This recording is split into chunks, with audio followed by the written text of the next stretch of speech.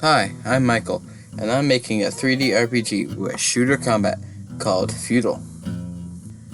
Quick disclaimer, it was very late when I was recording the rest of this video, that's why I sound extremely tired in most of it, so please bear with me.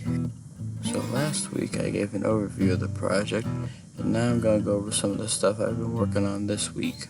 The main thing I've been doing this week has been fixing the dialog system, because it was a real pain to use. So I started off using serialized recursion because I didn't know how serialization worked and that there was a depth limit. And in my basic function test, I didn't make a big enough tree to figure out that was a problem, until it was going to be too much of a pain to totally reshape the system.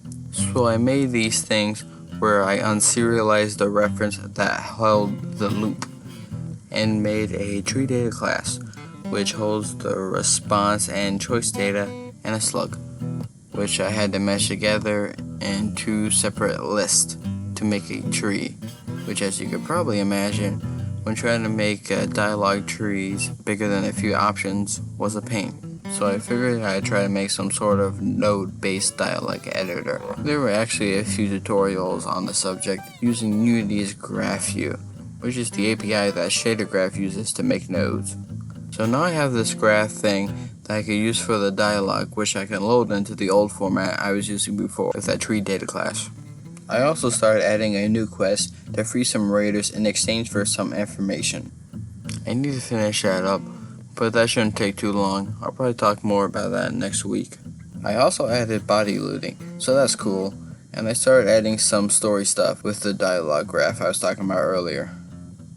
So yeah, that's pretty much it this week. Didn't have much exciting stuff happen, which is kind of how it goes sometimes.